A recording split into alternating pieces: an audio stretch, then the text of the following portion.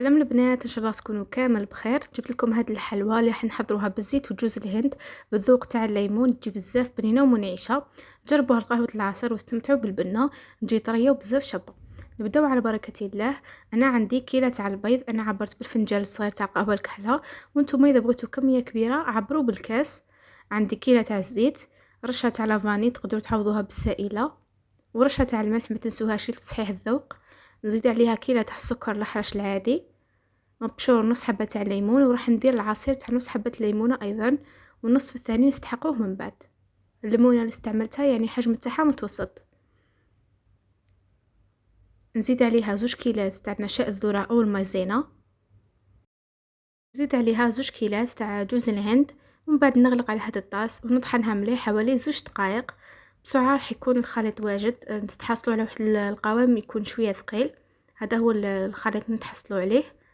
من بعد راح نفرغها في غرفية ولا بول تكون شوية واسعة ونكملوا الخطوات. هاد الحلوى سريعة في التحضير تاعها، تديلكم وقت اعداد القهوة ولا الشاي، يعني بالخف راح توجدوها. تقدروا ديوها لقهوة العصر ولا اذا جايينكم ضيوف على غفلة. والمذاق تاعها يجي بزاف بنين، خاصة كي تبات تزيد تطرى، وهذيك البنة تاع الليم تولي باينة فيها اكثر واكثر. هنايا الكمية المضبوطة تاع الفرينة اللي راح نستعمل هي 2 فناجيل، يعني نفس الفنجان اللي عبرت به في الاول المقادير. وعندي مغرف صغيرة ممسوحة تاع خميرة الحلويات. نتعصلوا على قوام تاع عجينة يكون شوية يلتصق باليد، ما تكونش قاصحة بزاف. تقدروا تستعملوا كمية تاع الفرينة اقل من اللي استعملتها، على حسب النوعية اللي تستعملوا تاع الفرينة. كاين اللي تشرب السوائل وكاين اللي ما تشربش. تغطوها بكيس بلاستيكي وتبداو تخدموا غير بشوية. هنا حليتها على سمك 1 سنتيمتر، ونطبعها فوق البلاستيك كما راكم تشوفوا حتى تجي بومبي من الفوق. كل ما تطبعوا الحبات عاودوا بعدوا هذاك البلاستيك باه ما يضيع لكمش الشكل تاع الحبه الاولى اللي طبعتوها. في هذه المرحله تشعلوا الفرن حتى يسخن مليح، وكي تدخلوا الحلوى تاعكم الطيب نقصوا عليها النار لانه ما تديش وقت بزاف في الطياب. حوالي 7 دقائق راح تكون واجده. نعدل الحبه من الاطراف حتى يجي الشكل تاعها شباب، ونحطها على الصينيه وندخلها طيب على درجه حراره متوسطه. كما قلت لكم لازم تعسوها، ما راحش تدي لكم وقت بزاف في الطياب لانه خفيفه. بالنسبه للطليه اللي راح نديرها من الفوق راح تكون بالذوق تاع الليمون.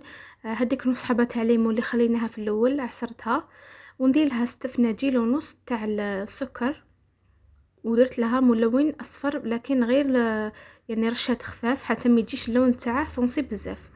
وتقدروا تستعملوا هذيك الطليه تاع كيله ما زهر وكيله حليب وكاع، لكن هذه ننصحكم بها تجي منعشه بما انه الحلوى درناها بالذوق تاع الليمون.